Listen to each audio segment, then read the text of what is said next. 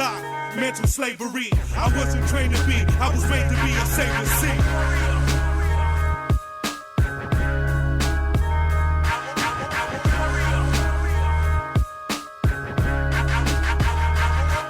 Hello, hello. This is Chris. I'm with my friends and brothers in the One Great Work Warriors. We're out here for another great chat today to help folks, listeners, to grapple with the concepts of freedom, truth, morality, and importantly, natural law. And the more we have these discussions and grapple with these difficult topics, the better we become at discussing them. And the more hope there is of other people watching, listening, and thinking about the importance of philosophy and working towards a better world. So thanks, Rick, Derek, Brandon, Jerry, and Jim for joining me today for this conversation. Today, the question came up, what is the ego and how does it relate to our great work? So we're going to approach this topic today in just a kind of free-form style. Just jump around, whoever's got something to say. I'm going to kick it off a little bit by I found a quick little definition online about psychoanalysis, which is, I guess it mostly derives from Freud, famous guy in history, thinker. But psychoanalysis is the part of the mind that mediates between the conscious and the unconscious and is responsible for reality testing and a sense of personal identity. So to me, this gives a pretty good kind of idea for what we're talking about when we're talking about the ego is our sense of ourself and what we're, the bridge between the consciousness and the unconsciousness. So I'll pass it on to maybe Derek, and you can help me. Let's start off with sort of the grammar around what is the ego? What are we talking about here? What's the question? What are we talking about? We're talking about the I, the I am, part of that isness that is part of one's individual business, I suppose. We all, self-actualized at one point in, our soul journey from whatever dimension, realm, all that stuff. And people want to say we just reincarnated one time here, whatever, all that aside, there's that Latin terminology. We can go back to those things, but we're just gonna kind of go across the table. And for me, it's like throughout the truth-seeking journey, you're gonna go through these rites of passage of learning through so many people. It's eclectic out there, right? There's so much stuff in internet land, and like the New Age movement is one of those thresholds, if you will, to get beyond. Mark Passio calls it like the cul-de-sac, before like the true spirituality or whatever, right? Funny, cul-de-sac in French means the ass of the bag, by the way, just so people know, I speak French, but for me, just real quick, it's just like, we're really gonna hammer home what really is the ego, not what it isn't. And, this New Age notion of, it's just like this, there's a difference between who you are with that will force, as opposed to like the shadow ego that's kind of running the scenes, subconsciously, unconsciously, and all that jazz, So, I'm gonna keep it short and sweet. On to the next, brother man. What's cracking? I'll go ahead and jump in right here with this conversation.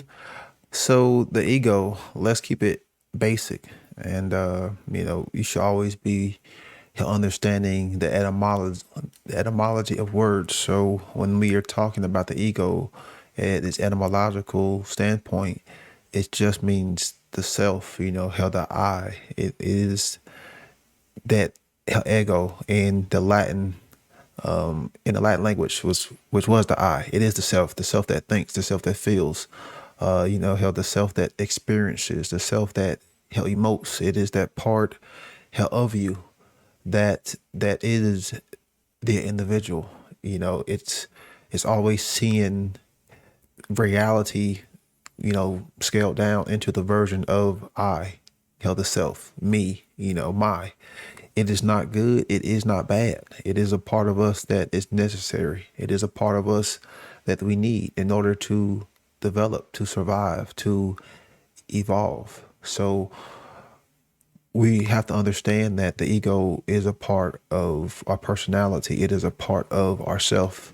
It is not something that should be ran away from. It is not something that should be put on a pedestal. It is just something that needs to be understood and incorporated and pretty much wielded in the correct way. I'll pass it on to Rick. I agree with what you guys are saying. It's a tough one. It's a tough topic. I was saying that before we started recording, that over the last probably week, I've talked to my wife, I've talked to a lot of my friends about just the topic of ego. And it's definitely, I wonder, like, when you think about ego, I know that a lot of people take that as a negative. In a lot of ways, it's been portrayed that, you know, people are that have a big ego. But I also wonder, like, is ego, like, do we need ego? Because that's where the divide is, and I'm trying to word it the best I can. But when I think of ego, I think I'm trying to think of where it becomes a problem, because I think when people have, like, when I think of ego is confidence in what comes to me, and then that's a good thing, because if you are confident and you believe in yourself and what you're doing, and can that come off as ego?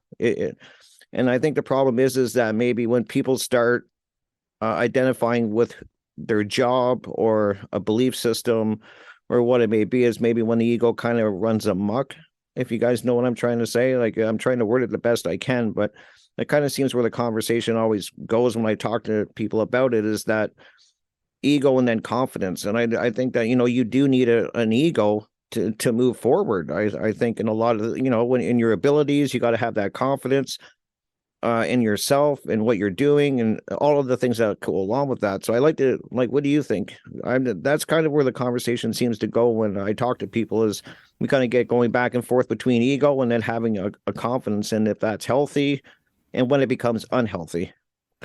Well, they don't see the ego as almost like a you know, like a two-sided coin, or like a tool that can be wielded in, you know, multiple ways. You can be, you know, molded in or wielded in a positive way, or it can be molded and wielded in a childlike, you know, ignorant way. And that's the thing, Right. is, you know, a lot of people only see it through their perception as the ego is bad, because they are seeing this form of ego being displayed and latched on to certain cult identities, certain religious forms of thought, certain programming, and of course we have the whole order followings, you know, cult that's going.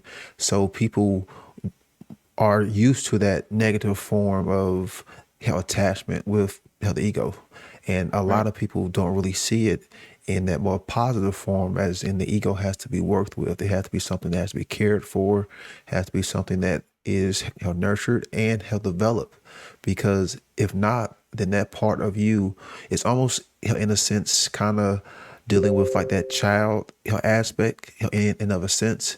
So if that part doesn't get cared for and nurtured for, then what's going to be that overall sense in the form of, as you develop, but your ego does not. And that's what we are seeing, is because people have gone through that physical, you know, development. They are lacking the psychological, spiritual, and possibly that emotional, you know, development, because a lot of people's egos are rooted in their emotional, you know, attachments too. And it's something that I would say has to be kept in check a lot of the times too. Like, you got to check in a lot so it doesn't become running, like, it doesn't start running amok and kind of taking control over everything else. Yep. Yeah, I find that it's something that people aren't even aware of. Like, we weren't taught it in school. I don't remember really learning about the ego in school, except for maybe, like Chris had mentioned, Freud. That's like the only time it came up, and it wasn't really like made a big deal about. And it's definitely, I think most people identify with it. Like, that's who they think they are, Right. and they can live their whole life without even considering that, you know, that they're not their mind. So I mean, I'll take it to like that Power of Now. That's where, see, only 10 years ago is where I had worked with a life coach and he started talking about this stuff. So most of my life, I never like knew what the ego was. And so I started reading that book, The Power of Now, and they're talking about stuff like you're not your mind. And so I think most people identify with their thoughts and they think that's who they are. And the Power of Now brings up, well, what about if you're the one who's listening to those thoughts? You're not the one, like it's not you. Producing. You're the one listening. And then once I like got my head around that, and that took like was a mind fuck, like literally. And I Mhm. couldn't understand that for a while. Maybe even a year. I had to keep reading that book over and over. And but once I got it, it was like a whole new discovery of like I started asking myself, who am I? And it was like amazing, like to think. I think most people probably can live their whole life not asking that. Not you hear more of this in the new age movement, like connecting with your true self, your higher self. And I'm starting to find like that's definitely, and that's part of meditation. So when you meditate, you start to connect with who you really are, and you may find that. And I'm still learning, and I'm always going to be learning until the day I die. But the awareness, like that's what changed my life. The awareness, I think if people can get the awareness and like of the ego, that the ego exists, and like you've all said, it's definitely necessary. We need it to survive. Yeah. And um it shows you what you need to work on. Like, it's definitely we need it. It's good. But it fucks you up too. But but Mhm. Absolutely. the awareness, like that's what's changed my life is like I can catch it. I can go like weeks of being like hijacked by it. And all of a sudden I realize, oh shit, that motherfucker.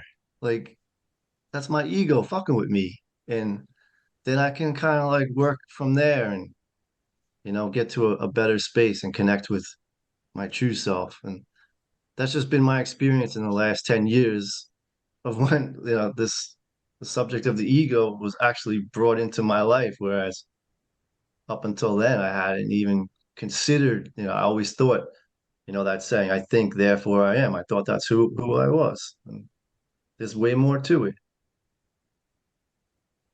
We all Yes, kind of think we're something because we're born into a world conditioned beyond programs on top of programs and all that stuff. But actually, I don't know if you guys ever, read into horoscopes growing up or whatever the hell, but Jerry, I want to get your opinion on this because you and I are both fellow lions, my Leo friend. Is that true? You got that fire in you? But yeah, man. So yeah, we hear, all not all throughout our life, but often like, oh, Leos and and their ego issues, the inflated stuff and all that stuff, or we might be reeking of confidence, this and that. But you know, you want to chime in on that, Jerry? Wow, Derek, you just like sparked some memories in my head because I think when I first heard about the ego, it had to do with Eckhart Tolle reading his book, The Power of Now. And same like you just mentioned, like, oh yeah, you're a Leo. Oh, they got big egos. So I feel you with that fire, man. Like I was telling Brandon on his show that I'm like a lazy Leo in a way, which isn't good, but I'm admitting to it. But or I mean like the laid back Leo, I'll say that. But doing like from one moment to the next, just like being on camera, like speaking up, like that, like literally gets my energy moving. So I'm gonna shift this conversation back into the ego, as in like how I learned from it, which I think was from reading The Power of Now by Eckhart Tolle, which I recommend because it blew my mind. I was in a dark place at that time, and then realizing I wasn't my problems. My problem was I was super like focused on myself. Like it's all about me. Like, oh, I don't have the girlfriend I want. I suck at this job. I uh I basically am miserable. But knowing that that's not me, like I'm consciousness and we're all consciousness, like looking at a plant, like for a minute, you know what I mean? Like you realize that we're all conscious, but we humans, we have a higher level of consciousness. But the ego, as you guys mentioned, it's a good thing because it makes us aware when a branch from a tree falls down, like we know to like move away from it get so we don't die from that branch hitting us and demolishing us. So yeah, I'll pass it to you, Chris. Thanks, Jerry. That was eloquent. And like our awareness, our perception, that's our greatest gift in this experience of life, because really the only thing that's real is right now. Right now, as soon as that passes, it's not real anymore. That's the past, right? Like, and if you take something from the past, even if all 6 of us were here when I snapped my fingers, we might all have a slightly different interpretation and memory of what was going on at that moment when I snapped my fingers. And we could all describe it and we might be close, but we're all going to have slightly different variations on that description. And so, when we form this identity of what we are, it's made up of what we think we are, right? Like we remember the way that, like, for instance, let me give you an example. Someone who has less confidence. I usually have struggled with confidence over the years. If I was in a room and I raised my myself to speak in front of all the people in that room, afterward I leave that room and I think to myself, damn, I was embarrassing. I probably shouldn't have said all the things I said, and I stuck my foot in my mouth. It was embarrassing, right? Like, because I always remember the areas I could have done better, And so my tendency with my ego for many years was to remember things from the past and then take those things and kind of you smash them together like in this ugly clay picture of yourself, and you're like, that's what I'm like. When I get in crowds, I say embarrassing things and I embarrass myself. That's who I am. That's what I am. And so I think most people are in the habit of doing this kind of a really messy procedure in their mind of extrapolating what you are based on past things that you've heard people say and your own shitty memories of things you could have done better. and that's why we think of ego when you hear the word ego problem. That's the first thing that comes into your head, right? Because people always say, oh, that guy has an ego problem. And so I think it's common from Hollywood and school and religious and all these normal ways of authoritarian indoctrination for us to consider ego as a negative thing. It has a negative connotation because we remember this picture that's been drawn of us, this shitty picture of the past. And it's not just us, it's things other people have said that we then extrapolate from, and we're like, oh, that guy said I'm lazy or whatever. And then we're like, oh, I guess I'm a little bit lazy, right? Like we start to form this sort of opinion of ourselves, but it's a really crappy picture. And it doesn't really describe what we really truly are, which is what Jim and Jerry are speaking to from the Power of Now, is that you're only awareness, conscious perception, and divine intelligence in this moment. And that's only if you're aware of this moment and paying attention to it. If your mind's in the past, you're that much less real, and what you are is it's diminished in the moment. So yeah, I mean, does that spark any ideas? Anyone want to jump in on that? Yeah, just real quick, I want to kind of touch upon, because you brought up and like how Rick had brought up how the ego gets talked about in a negative connotation. Well, if you look at what it is, as far as what it means, as far as the self that thinks, the self that wills, the self that hell emotes, one of the things that the ego also does is it tries to create justifications.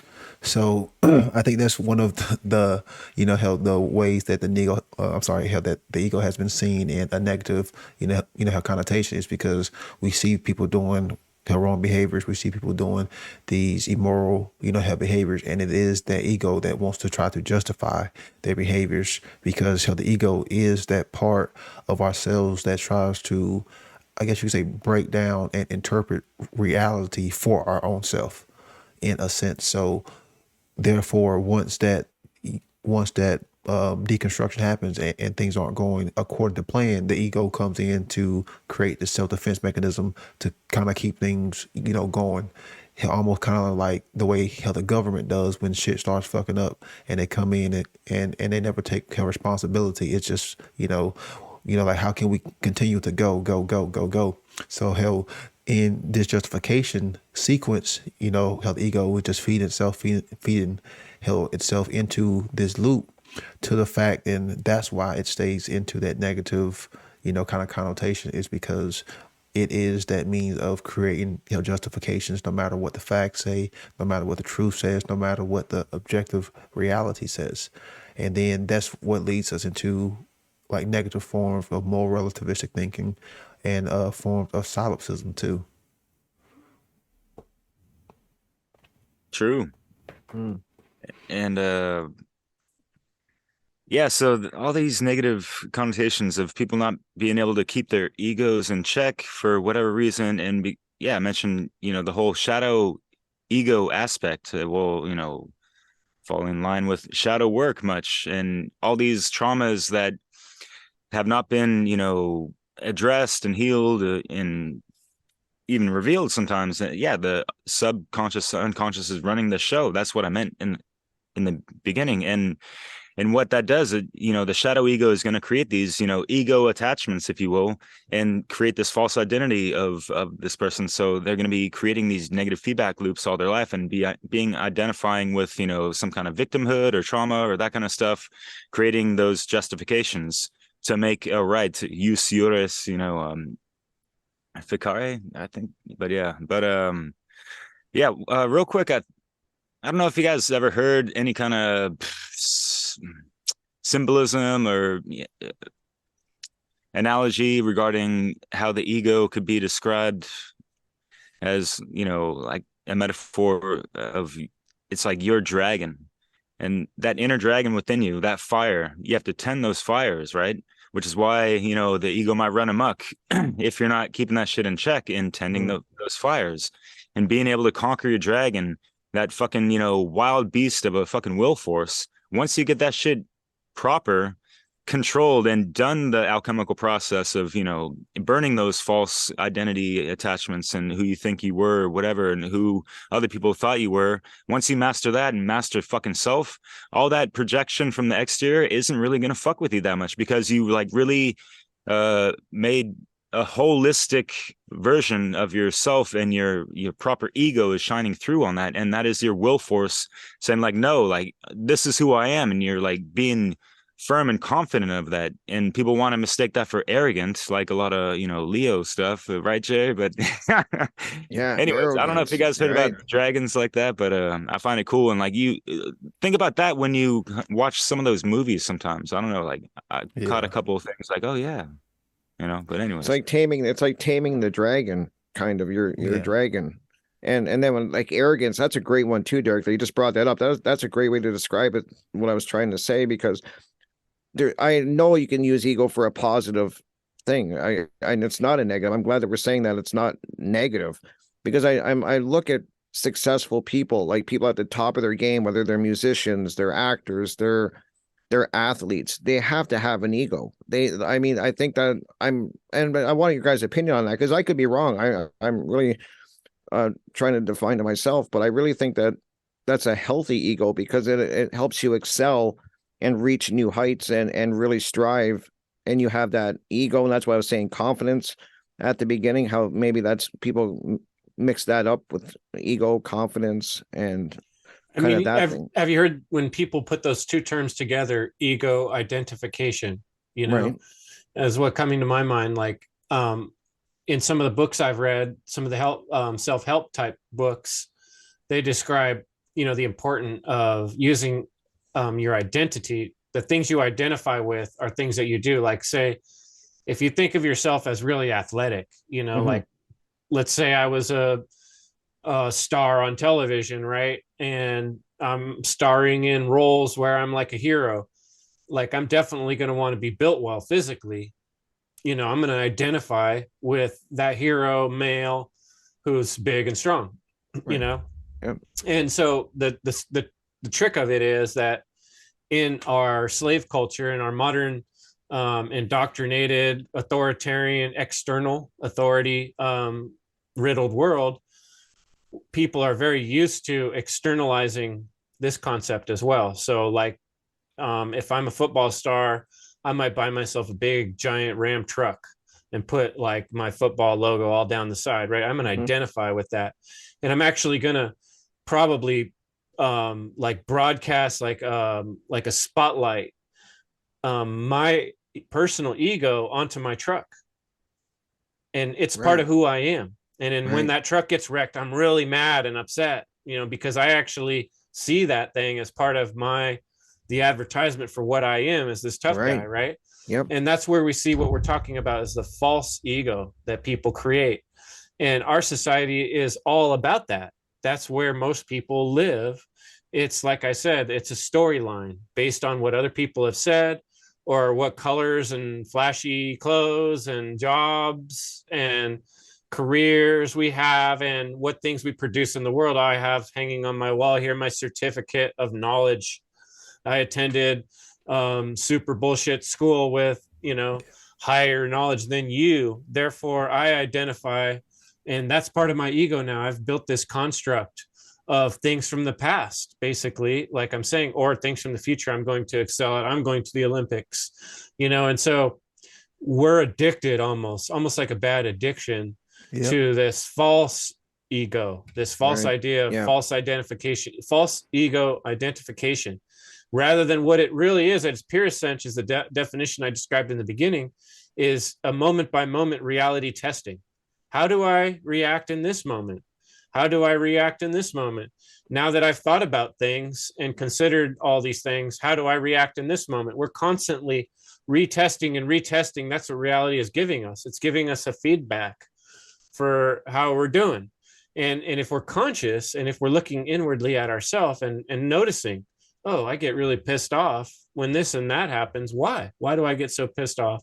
If we're asking those type of questions, we're really trying to get to that deeper core of what our ego is on the inside. But our society and our culture and way most people think of the word ego is going to be always external based. It's all backwards. Yeah. Great point. Yep. Titles and labels. If you look at, what Chris just talked about and what Rick just talked about, people love these titles. People love these labels to go and, brag about. That's what feeds the ego.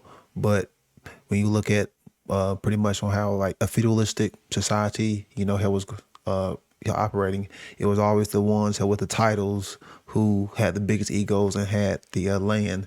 So it's kind of like another form of mind control and indoctrination, is they took these kind of like royal titles, then like, then he'll give us all these other forms of ridiculous man-made titles that people think have some form of validity. People think because they've gone to, Caesar school and gotten some piece of paper stamped by Caesar saying that they have this title, that they get this kind of power and authority. And that's what feeds their egos.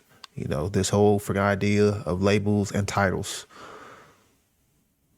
Just mind control. When the egos are fed, a lot of these people are narcissists, and it's like feeding a black hole. They can never get enough. And, a narcissist to kind of like, take it to like the vampiristic type of thing, it's attention whores or that kind of stuff, this like dark shadow ego shit. And, something about bloodsuckers, parasites, rather vampires, is they have a tough time seeing the reflection in the mirror whatsoever, right? So with these people, it's really hard for them to realize anything themselves, let alone hear it from other people. Because like you said, Bryn, I think, all these self-defense mechanisms and all that, you know what I mean? Like, yeah. Yeah. Yeah. I'm thinking that the ego, you guys let me know what you think. Like it's equal across the board, but it gets more spoken about or noticeable when you speak of like confident people or like people in power and they have the big egos. But I think it's just as present for everyone else, the people who submit to the people in power, like their egos are telling us that we're less than them. Like that's how it seems to me. Like we all have the ego, but it's not just like big ego means confident. Like big ego could mean I feel like I'm a piece of shit. Like it just doesn't come across as that, but your ego's dominating you. Like their big ego is dominating and like they have the big flashy truck and they think they're fucking awesome or something. But I think it's just as much ego if you think you're a piece of shit. I don't know. What do you guys think? Like Is that what the you're ego lost. is? Well, who was it that was saying like, no, that was you, Jim, that was saying earlier in life, all your thoughts were like very egoic, right? Like they were based on like, oh, am I going to get laid, or am I going to get this car, or it's always like personal satisfaction, right? But like what we're describing as the more positive connotation of that word could be like being in the moment, like you guys were saying, Eckhart Tolle's The Power of Now. And actually, like I was doing with the snap, being in the moment you're in is fully embracing, like reality. But I think you're right in that you can go one way or the other. You could either spend all your time concentrating on this ego, which I always remember this one guy. I was in a train station on a trip when I was visiting Washington, D.C., and there's like a glass of a where they're selling stuff. And seriously, this guy's standing there and he's just like looking at himself, he's flexing different ways, and there's people all around, there's crowds of people around, and this guy's just like posing to himself only, and that's what it's like being in this world of all this shit going on, and you're just totally focused on your own self. And you could be focused in the way of noticing, oh, I'm so big and buffed and my truck's so much bigger than yours, or oh, I always screw everything up and I'm always the problem. And I've been around people like that where it's actually hard to hang out with them because they are so focused on their own negative attributes that's like they can't even stop doing that to kind of like listen to you for a minute, and that's just as bad. I think you're right. Good point. Yeah. Yeah, real quick, it's like the opposite polarity. Jim, spot on. That was really cool. And it's like you can embrace, loving yourself to death, in a toxic way, or embrace, thinking you're a piece of shit in a toxic way. Yeah, Rick, that's what I wanted to say.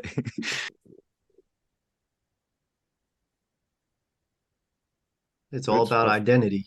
Yeah. That was a great point. Yeah, Chris, you mentioned the ego identification or even the false ego identification, which is new to me. So, yeah, I would love to hear more about that. Yeah. Well, they, what was it? Freud's whole thing was that he said, according to his psychoanalytic theory, there's the id, which is like your primitive drives. That would be like your deepest desires or whatever. And then your superego, which is supposed to be like the more ethical, the part of your mind that's making choices and judgments and stuff.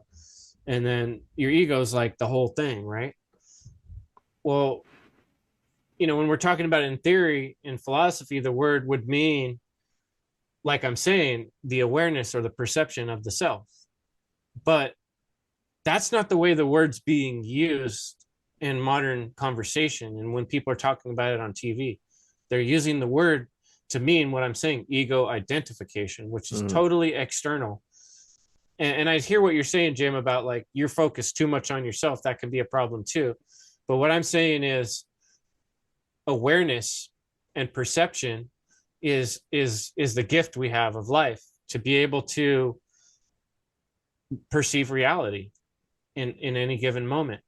But when you spend your time thinking about what you are going to be to other people, or what you were in the past, you're not really in that divine gift of the moment. You're writing a story, and it's never going to be real. It's never going to be in alignment with reality. So you're identifying with something that is outside of yourself. I don't know. Does that make any sense, or am I just going around in circles? No, I get it. yeah, Yeah. you're making sense, because what he's trying to say is a lot of people put more emphasis on whatever role or identity that give in society. Then therefore, because they have that identity or that role, then somehow they get some form of status.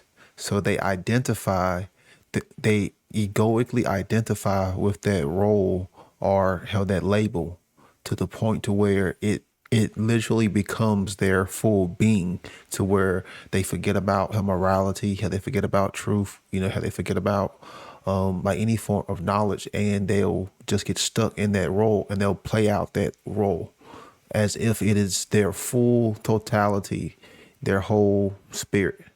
So just imagine a cop, a order follower, who is so in an ego identification with his badge and his gun, that he would be willing to go out there and trample on someone's rights, freedom, beat them, and throw them in a cage, and then will still create some form of justification. That's what he's trying to, say as the form of, external, egoically identifying, because you take on that identity of that particular role. It's like you going in character for film, and you are in character 24/7. That's really, Great You point. reminded me, Brandon, of a good little story that I think describes that well. Jerry, I know you've met Mike from Autonomy. Mike told me this story because he was in the military, and I think it was Vietnam. I don't remember what war it was, but the story goes, basically there's two helicopters, and in the one helicopter they got the machine gun hanging out of the helicopter, and they're just like, the guy who's running this machine gun, he's just gunning down people, just regular people in the village. And the guy in the other helicopter, he takes his helicopter and he puts it in the way of the villagers, and basically to defy the other helicopter and say, no, you can't shoot down innocent people. So in his head, that helicopter that decided to defend people, he could have said, I'm a soldier. And that would have been like the ego identification with the label that, like Brandon's describing. He's like, I'm a soldier. I do what I'm told. I'm not told to go defend villagers. I'm told to fly my helicopter in a northeast direction at 60 knots or whatever. You know what I mean? Mhm. And so whenever he made that conscious decision, is like, I don't give a shit what they're telling me to do. I got the controls of this helicopter right now in this moment, and I'm conscious, aware individual, and I recognize that there's people dying that are innocent. I have to do the right thing. He gets rid of the false ego identification, which is, I'm a soldier, I do what I told, I don't want to get in trouble, right? But if you're conscious in the moment and aware, you realize, nope, I got to do what's right. To hell with my job or the clothes I'm wearing or what I identify with. I'm just going to do what needs to be done. Yeah. Does that describe it? Yeah. Because whenever that happens, you lose sight of your conscience. You lose sight of free will. You lose sight of morality when you get stuck in that egoic identification, Yeah. And what I think is really cool too, Chris, is as you're talking, I'm thinking about a lot of things right now, but I think about how people that haven't done the work on themselves are taking the time to really get to know themselves. I can see how they kind of get stuck in this ego identification loop too, because if you're not in touch with your true self, you can really quickly fall into just seeking out things that feed your ego. So you're living that ego identification, whether it's what your job you're doing or, pick whatever it is. But then I think you kind of seek out things to back up your ego, and then how you identify, and that's kind of the loop that you get into of filling that false ego, is that you're all, you kind of get caught in the loop of just finding things that keep feeding that false ego, and you get kind of stuck in that circle, if you know what I mean. Yeah, I think part of what makes it so tricky to discuss is the fact that that word is so often used, almost always, in this sort of negative way. It's almost like we need to create another word to describe that same thing, conscious awareness, that we're describing what can be positive, which is, yeah, I mean, like, I'm really lucky to have the gift of life, and it's super valuable. And if I really recognize that value, I really want to make use of it every moment I can. And how does that strike you, Jerry? Did that answer your question at all? Yes, it did. I think Jim was gonna say something. Yeah. Oh yeah. Well, we keep kind of repeating it, like how the awareness that's the key. Yeah. That's definitely the key. And that's a hard place to get to. But like what I was trying to say before was like, because Rick was also saying how like people think of the ego. I think it gets misunderstood, like many words that we come across, right? Like rights and anarchy and like, but it gets put up in this category of big ego, and people automatically think of like this flashy or the flashy person. And what I'm trying to say, it's not just those people. It's everyone has the ego, and without the awareness, like we all need it to like solve problems and stuff, but it also has this part of it that makes you think it's you. And I don't know if I'm making sense, but the I'm just trying to say it's equal across the board. I think how I see it, even if someone who like I said thinks they're less than, that's what's dominating them, their identity.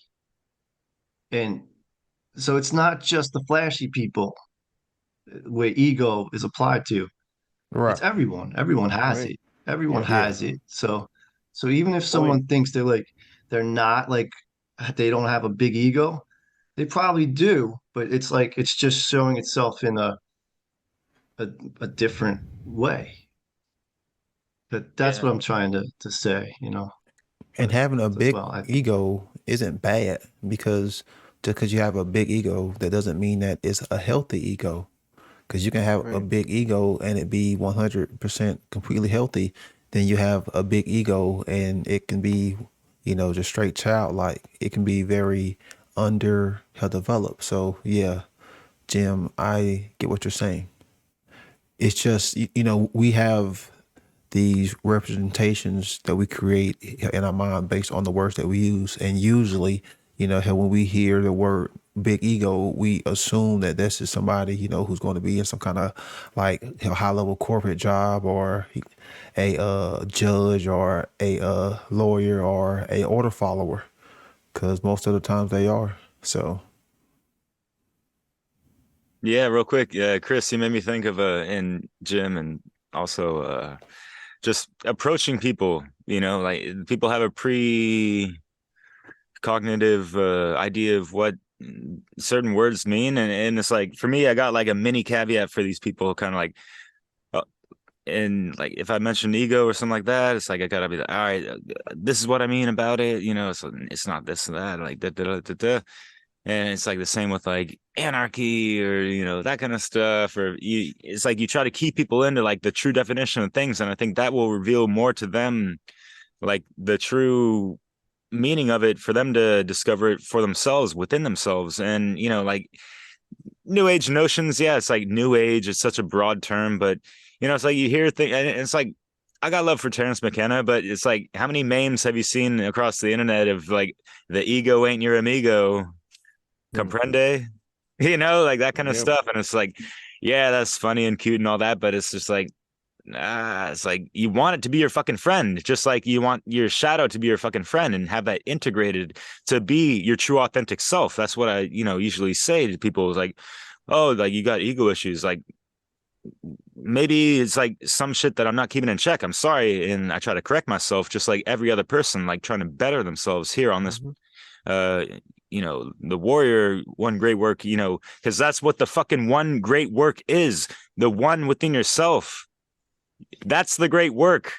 How are you conducting yourself on a day-to-day basis? That's basically what it comes down to, being aware, as you guys said, and voila, mes amis, mais oui. I used to love watching when my kids were little, they going through those processes of learning when they're really small. And when I read reality testing on that description, that really stuck in my head, because I used to joke, like, I remember my one little daughter, we'd sit her at the table and you put something on her little tray where she's eating, right? And she's kind of like already eaten, and now she's just playing with the food. She'd take it and she'd look at you and then she'd drop it. Right. And then usually, like, if someone wasn't used to this game, they would pick it up and, put it back, and then she'd drop it again. Like I used to call it gravity testing, because like when you're a kid, you got to do something like 20, 30 times. You got to check it. You're like, does the same thing happen? Like, because you don't even trust gravity yet. You're just trying to figure things out, right? You're new to this world. Like, if I drop it, is it going to fall every time? Yeah. And so you got to try that like 20, 30 times. Like, nah, it falls every time. You're testing it, right? Well, reality is morality. So what we're actually doing in being a self and being an I is we're reality testing day by day. We're saying, if I do this, what comes back? How does it feel? How do people act? Right. And so if you're self-aware, you're able to see, well, how you react to things. And then when you make little adjustments, is that getting better or worse? How's it making me feel? How's it making other people feel? But if you're not able to perceive and be aware of that, like without a bunch of filters clogging it up of this, what we're talking about, all these false things, right? Like the pictures you have of what people are supposed to be or what they call themselves or how you see yourself, the self that you want them to see. If you're using all these filters, your storyline's going to be all difficult for you to comprehend in terms of what's actually happening. The reality testing that you're supposed to be receiving, the output of the situation, the printout, when you read what happened, what your brain figured out, it's going to be all garbled because you're putting all this information in there that maybe wasn't even real, like whether it be looking down on yourself, like I was saying before, oh, I always screw things up, or an ego problem of the other type where I'm so badass, I never do anything wrong. If you're using these like incorrect filters and identifications, you're not really getting a real grasp of reality. You're not finding out the morality of the situation. You're not getting any closer to your true lesson you're supposed to be learning with every moment, which is testing reality and figuring out who you are and what you're supposed to be doing with the next moment that's about to show up. Bam. Yeah, real quick, and like law correspondence, like everything in awareness outside yourself, but within yourself as well. Yeah. I think this is so cool that sorry, go ahead, Brandon. Well, not Jim, you can go. Hell, I've talked enough. All right. I just think this is cool. What we're doing is we're just sitting around talking like what makes us operate, trying to understand that. And that's the big part of it. Like I said earlier, like we're not taught about this stuff. And talking about it is like so important. And like I know, like say my own mother, if I tried to talk to her about this, which I have, she can't comprehend it, and she's gonna go to her grave never understanding what we're talking about right now. And then I have my kids, and I know I bring it up to them, and they're 15, and it's like they think they're like they totally identify with their ego and like but like I just but this emotional intelligence isn't being focused on. So I think it's a big part of raising consciousness, the actual awareness of what the ego is and what how it affects us and makes us do the things that we do. So I work on my kids, that'll take time, but they're gonna get it way before I ever did. Yeah. So I feel good about that. And that's something to bring up too is in trying to get kids to understand these different aspects about their own self, because kids do have egos too. And, if you open up these doors and introduce these things to kids, then maybe when it comes to their own, her development, then maybe they won't be as are maybe needing as more work to do, because kids can start to learn these things if you bring it to them, doing the right ways and the right health environments. So if we could help bring these concepts to kids, which there are some conscious parents who are doing that, then what would it say not only about our health progression but about their health progression? We introduce this ego to them, and we teach them about it, because like I said earlier, it's going to be tied to your emotional, health programming. So, we don't want our kids to be growing up and having these attachments, these identities, these emotional, health reactions. So how can we incorporate these things into, conscious parenting? I think that's something that more parents should be trying to, help to think about, because we see the effects of this world, so we aren't going to change things overnight, but we can start by, influencing that next generation. So having these talks, trying to encourage them, hey, even though you are going through these changes, there is a part of yourself, because the ego is usually going to want things now, so you have to learn to balance that out. You have to learn to deal with that.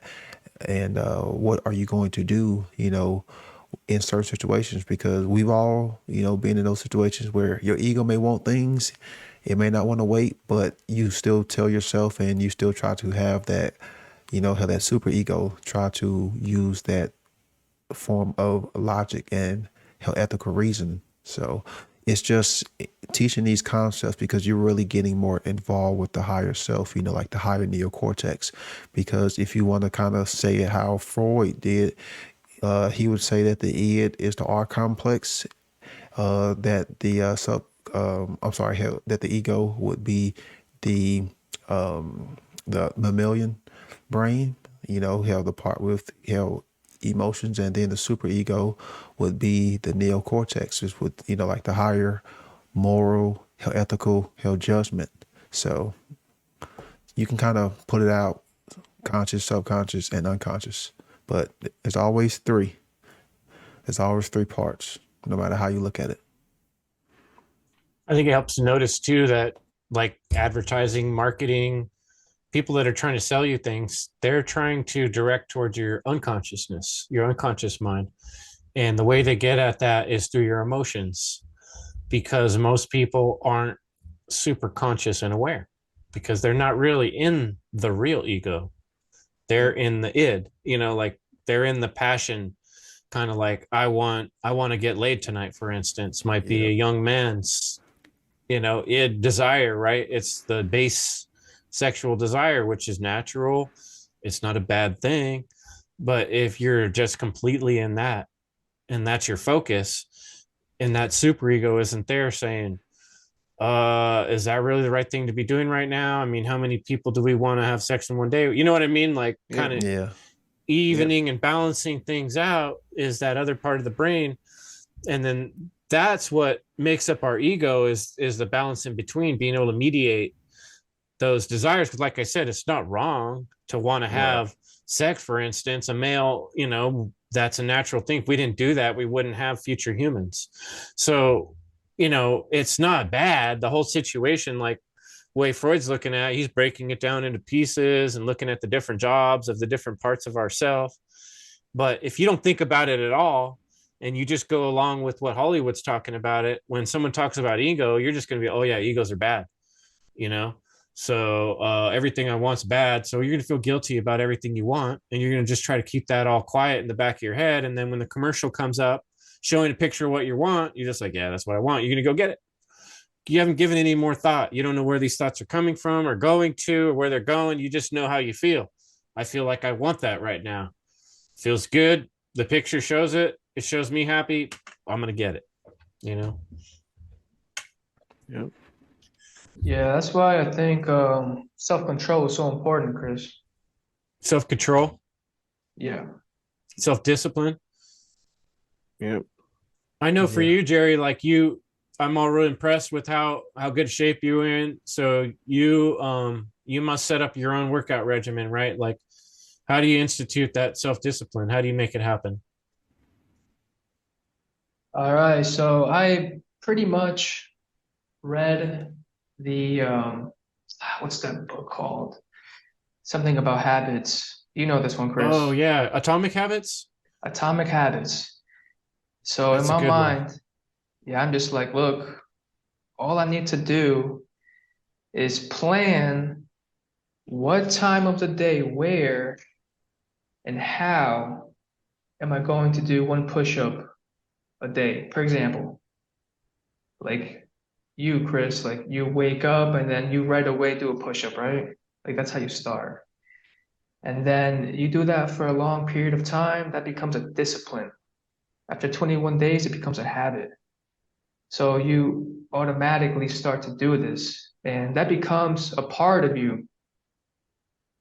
So I'll even go and say like that's the super ego right there, because you're building strength. It's good for your mind to be disciplined, and then you just start building up on that. So yeah, Yeah, like that's the positive application, right? yeah. Yeah. Yeah, and I think that's the way we want to for a use sec. our ego is to go ahead, Brendan. Sorry. No, I thought Jerry was going to show off them guns for a sec. I thought he was going to embarrass us. No, Jerry, Yeah, don't embarrass. For all the ladies Yo. out there. Hey, Chris, I mean, yeah, something to consider. Like, I don't know if you're going to spill the beans regarding the next funnel conference and all that regarding the trivium stuff, but you know what Brandon mentioned, you know, conscious, subconscious, unconscious. I don't know if you wanted to reach out. Is anyone doing a presentation regarding that and trying to tie that into the trivium? I don't know, just like kind of. Yeah, we're just announcing, June 24th and 25th, the weekend of funnel. And we're just reaching out to the first presenters, and we don't yet have anyone's titles or exactly what they're presenting yet. Okay. But, you know, just the subject is the concept for the whole funnel conference, which is the trivium. And I think that way of thinking of things in three, I find to be very effective. It's not the only way to think. I mean, you want to think in fours, go ahead. You know, it's like, it doesn't have to be that way, but it's very Quadrivium, practical. what? It makes sense. It makes sense, right? Like you gather all the information, and then you compare that information, you distill that information, and then you get something in the end, and you take that and you look at what you got, and then you got something to share with others, right?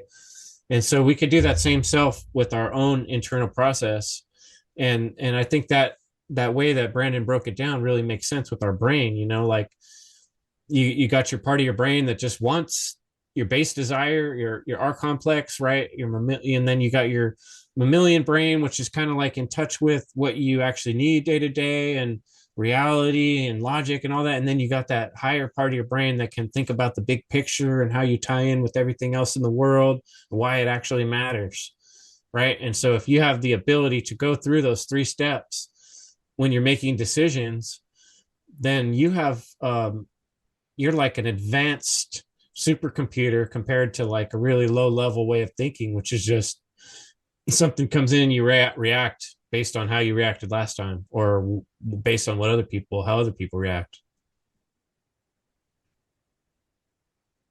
Creatures of habit, man. And we can be habitual in a more higher level spiritual ritual on a daily basis, whether it be, and that's on the physical, for real, bro. And yeah, Jerry, you inspire me to, pick up the slack on my own inactivities of that kind of, you know, just keeping the body fit. It's like that winter hibernation's got me good, but it's not as cold as where Rick is out in Ontario, but It's brutal here. yeah. Where it was. It's getting better. So yeah, why don't we do some closing thoughts on the ego, Rick? What do you got, any takeaways? I definitely, I think I got a lot to think about. That's for sure. You guys brought up a lot of great things, and I think what's important is to realize that we were saying that, there's a healthy form of ego and there's a negative, there's balance. And I think that's important for people to know. And I kind of think of, it's important that we do the work on ourselves and really find out who we truly are and have a healthy ego, because I think a healthy ego could be a great morality compass that can really steer you in a positive and a good way if you're in touch with it and keeping it in check. So that's what I'd like to say. Jim?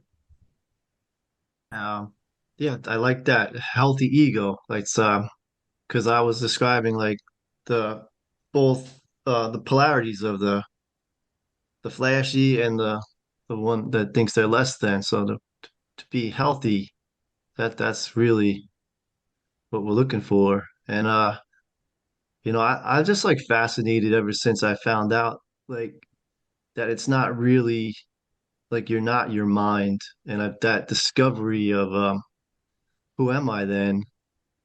And I just was thinking like you guys have been talking about the apophatic method, and that's not something that I um really had heard about until recently. And so it just got me thinking what isn't the ego, what the ego isn't. And I mean, a little late in the discussion, but it's just that's something that I'm very interested in. Like, if I'm not the ego, like what isn't the ego? If that makes any sense. Something to think about.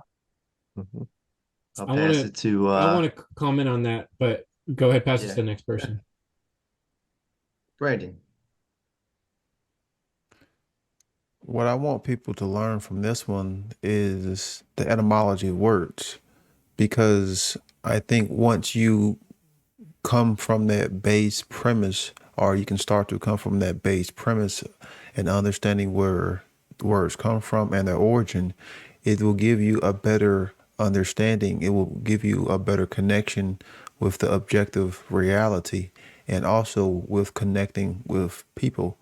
And the reason why this is important is because when you bring up certain words like, hell, the ego, when you bring up certain words like hell, anarchy, freedom, hell, natural law, people will try to equate those words based on their own views or their own belief structures or their own form of mind control. So in coming to an understanding of these words, we can come to a better understanding of ourselves, of nature and reality, and we can do a better job at communicating.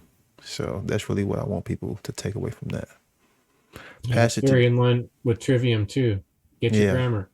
Yeah. Get your grammar. Yep. I want to pass it to Jerry. All right, guys. I'm just super grateful to be here. It was a blessing to be amongst all of y'all. I think we delivered, well. It was well done. And yeah, I think that's all I have, guys. Really. I'll pass it to Chris. Derek, why don't you close up? Any thoughts, takeaways? Unmute the mic real quick. Yeah, thank you, Chris. I know you like to do the grand closure as the great granddaddy of this group. Just kidding. Mm-hmm. That great granddaddy young ass man over here. I'm just kidding. I really appreciate everyone's energy and insights and ideas about it all. And great stuff. And it was really well rounded. around the round table, 6 people, split it 2 ways. We got 3 on both sides, whatever. Not to be all cute. I'm sorry. It's my problem.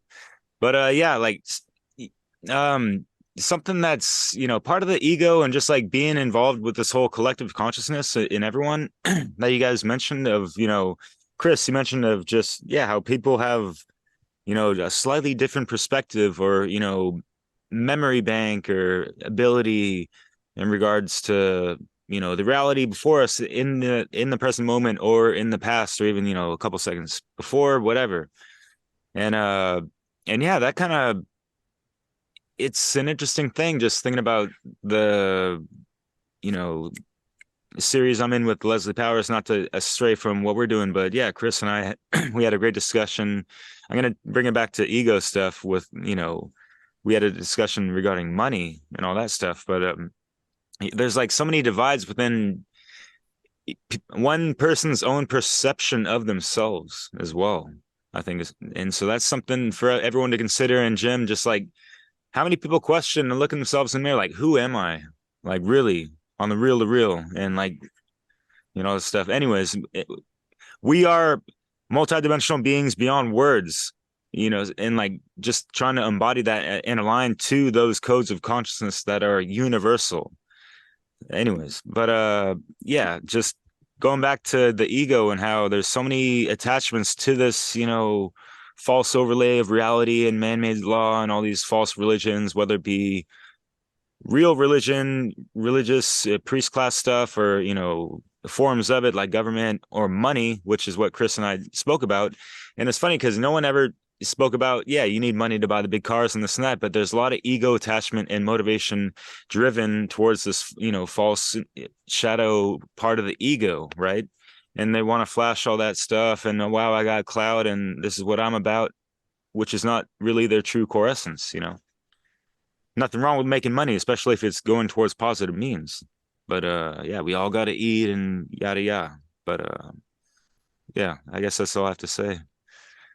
Beautiful. Thank you, Derek and Rick, Brandon, Jerry, and Jim. And what you were saying, Jim, that last thing that struck a chord in me was, I think it's less about what we are in a way and more about what we're not, because of the fact of the context of the situation we're in, where the world is so focused on the false identifications. And that's really what's going on with most people. So I would say finding your true ego is carving off all that bullshit. I'm not my truck. I'm not how much money I make. I'm not what number's on my shirt. I'm not the hat I'm wearing. I'm not a soldier. I'm not even a man. I'm just this conscious perception, and I'm learning. And, like in one of my presentations, I had kind of 2 pictures next to each other. And one was like this lady who keeps putting more and more stuff on her back, more and more junk. And you could think of yourself like that's the way most people travel through life, is building who they are, their ego, from adding more things and trying to say, this is what I am. This is what I am. But I think it's more about carving it away till you're the beautiful statue. Imagine yourself like a statue where you're carving off the stuff that's not you. And you're learning day by day what doesn't work, what doesn't make you feel good about being you. And you're carving it down till you're just this beautiful essence of what's left. And so I think it's more about taking things away than it is about adding things. I don't know if that makes any sense. Cool. That's the way I'm gonna end it. I hope that makes sense. Much love for listeners and friends in our community and all the support. And yeah, we got Funnel 3 to look for in June, and there's a lot more good things happening here with the One Great Work Warrior. So keep tuned in, and thanks guys for showing up and being such warriors of truth and putting ourselves through these processes. Thank you. Peace out. The warriors, the ones who read through the lines and see through the lies and realize that these are the times. Calling the warriors, those loaded with knowledge and acknowledge that the existence of the